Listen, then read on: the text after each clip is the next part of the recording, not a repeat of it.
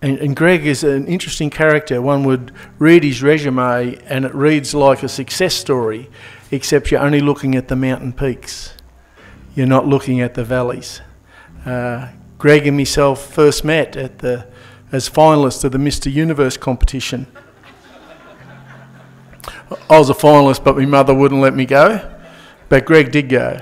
He's also won an Academy Award for filmmaking. He's a carpenter, and he's an all-round good bloke.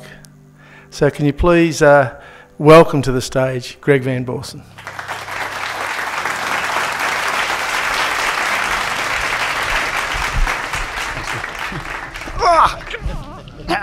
Don't do that. You still got it. Well, it's been fantastic just being a part of this today, regardless of taking part.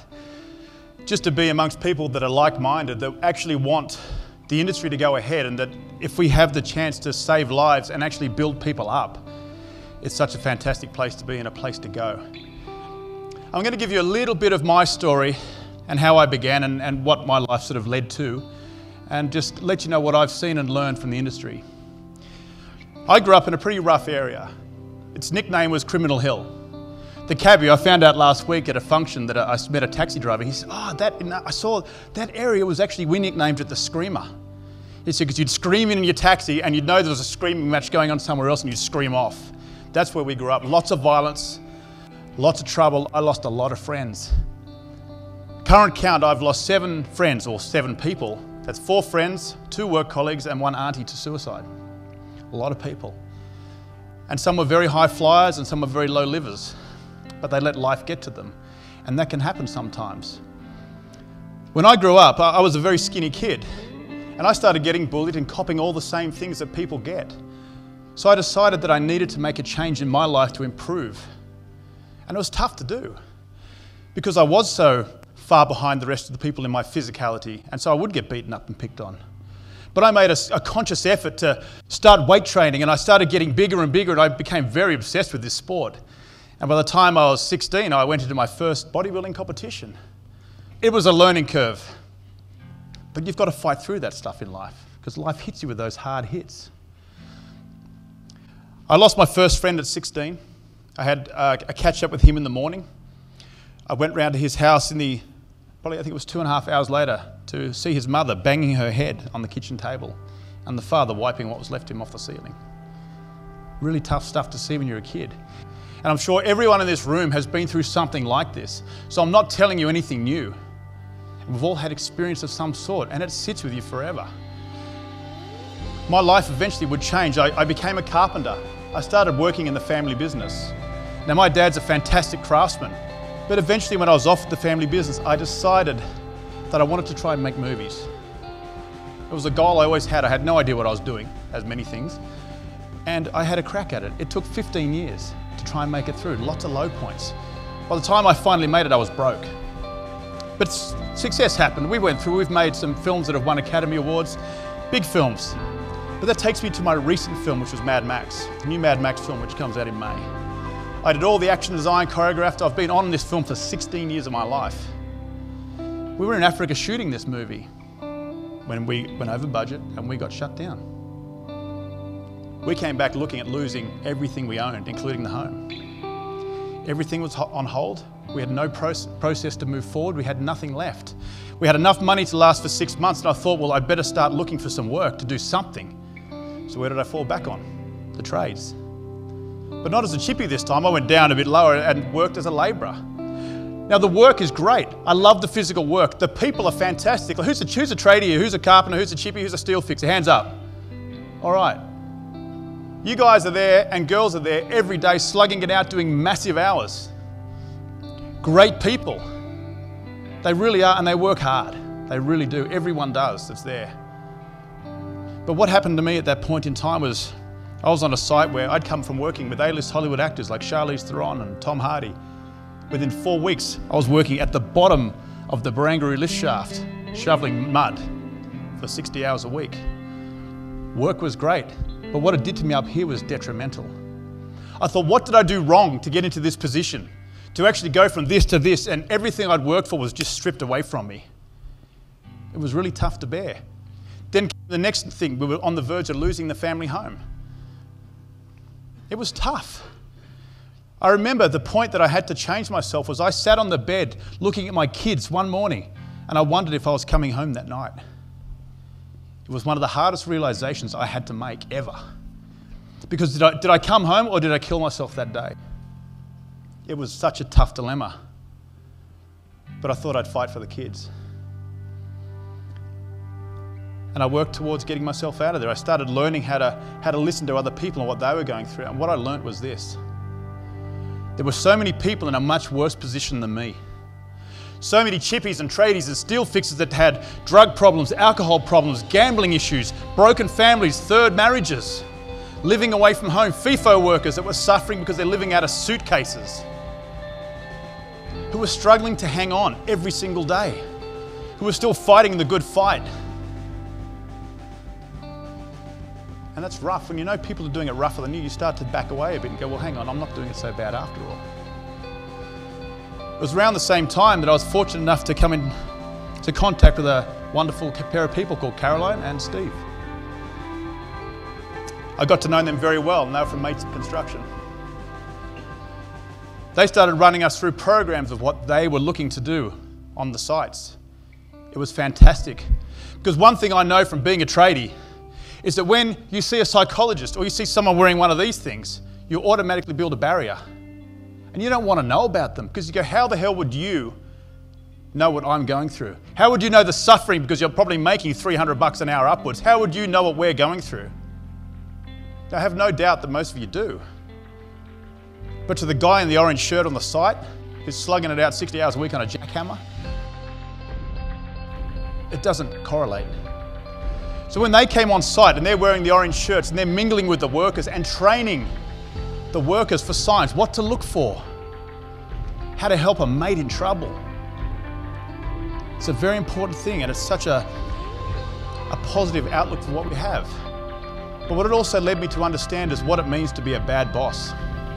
You see, in my time running films, I've run teams up to 1,000 people. Big teams from all across the planet. Every country, every religion, race, creed, belief, you name it, we've had to deal with all of it. And if you aren't mindful of your people, if you don't love your workers, which don't take that the wrong way, if you don't love your workers, if you don't validate them and occasionally say, hey guys, thank you. Thanks for your effort. Not just, geez, you're a bunch of lazy bastards. I wish you'd pitch in Monday and do a harder job. Because that's what happens. That's all you seem to get on the site. And I know it's a rhino skin place. You know, it's for tough blokes. We've all been through it. We all know what it's like. But when you're copying this every day, plus what might be going on at home, which I know has been alluded to already, which if you've got a broken family, huge debts, gambling issues, this compounds so fast. And you start taking yourself where I went to, which is a very dark place. So why not reach out for help? Why not put your hand up and go, you know, help me, someone help me. 2 reasons. 1, we're men. We don't speak. We shut down. And 2, when you are in that place, you're so introverted, you're trying so hard just to hang on every day, just to fight, to survive. You don't have the physical energy to reach out for help, and you don't think anyone can help you anyway, until you make that decision to end your life. I've been and seen this too many times. It happened to another friend of mine recently. He came home and found his son hanging in the garage, another tradie. You know, because you don't have the strength to carry on, you don't have the strength to reach out for that help. But if we understand, let's say we talked about 200 people losing their lives, and we put faces to those 200 people. If you look around everyone in this room and see what it would mean to you if they weren't here tomorrow, it makes it feel real different. And suddenly, things take on new meaning. Suddenly, it matters. And that's one thing fantastic that Mates in Construction are doing. Because we start learning the skill sets to look out for who's next to us. Look at the changes, the small changes. They're not always big.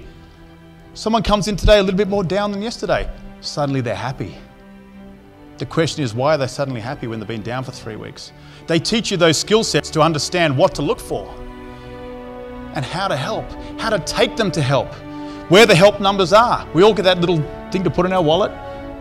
Everyone gets that. Keep it. It's valuable, I promise you. It's been one of the greatest assets I've ever had. It encouraged me to speak. We had an incident on one of our sites where someone lost their life. We all got corralled up, not quite as many as this, but into a room, all of our team, and everyone was sitting there for quite a long time, just looking at nothing. And because I've been through so many suicides, I just decided to stand up and say, hey guys, this is how it happens. Yes, it's a shit sandwich. It's horrible, we don't want to go through another one.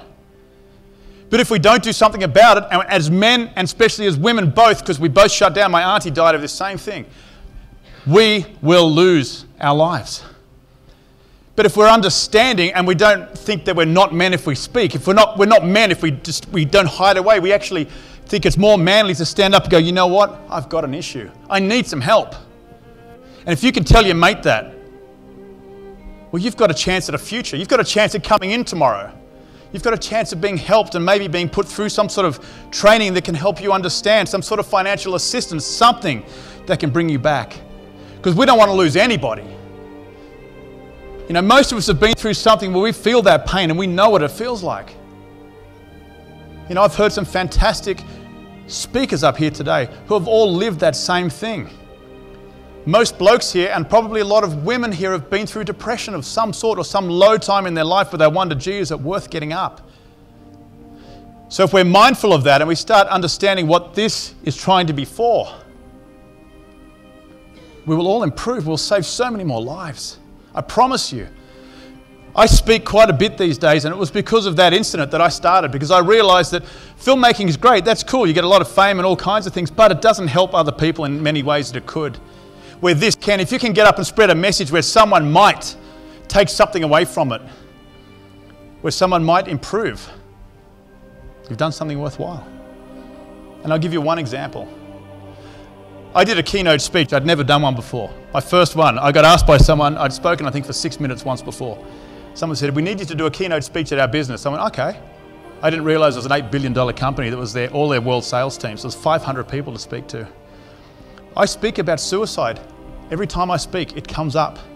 Because you know why? Because everyone somewhere, someone's going through it. And I've worked that out. And so I spoke on it at Henry Schein, a huge company, massive medical company. At the end of that speech, I was upstairs later having lunch. One lady came in and she said, I've just got to tell you something. You just saved my life. When I heard about how you nearly killed yourself and how you fought your way back and how we've always got something to live for, I realised that so did I. And maybe I've got to be more creative and more energetic in what I do, and I think I can actually do this. That there was worth way more than you could ever ask. It's just that one person. I promise you that. One last thing from me, because I'm running out of time, I think. I've got a very dear friend of mine that's a FIFO worker. Not just a worker, he started off in the bottom and over 9 years systematically worked his way up into a supervisory position, a very high one. And I've seen him be very down and very aggressive when he gets home from his work.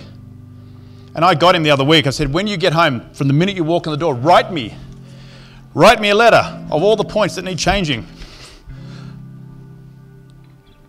He told me so many people that are losing their lives over there. He works, they call them floating hotels. He said they're actually modelled off prisons. He said the security guards that are there are basically wannabe coppers. The rooms are so small, you can't even fit anything in.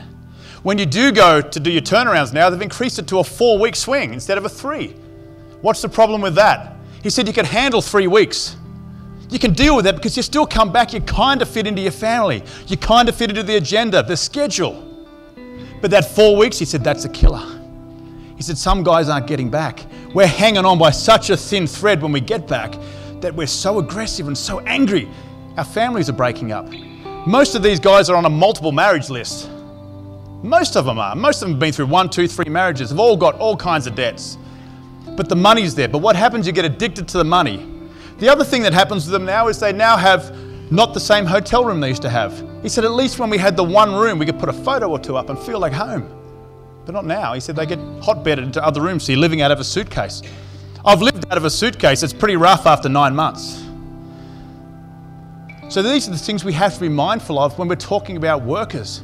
Because workers aren't workers, they're you and they're me. They're all of us together. Because we're doing this together, we're a building team. Everyone here is part of a team structure.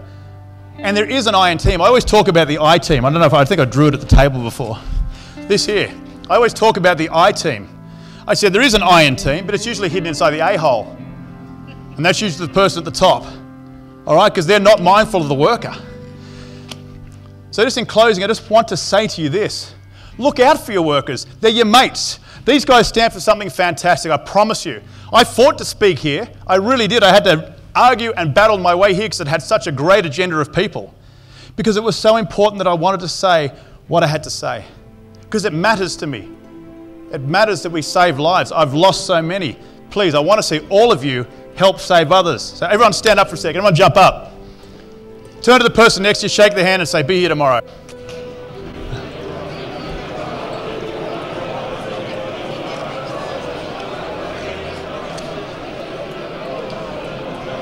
All right, everybody, I'd like to thank you for your time, your patience putting up with me.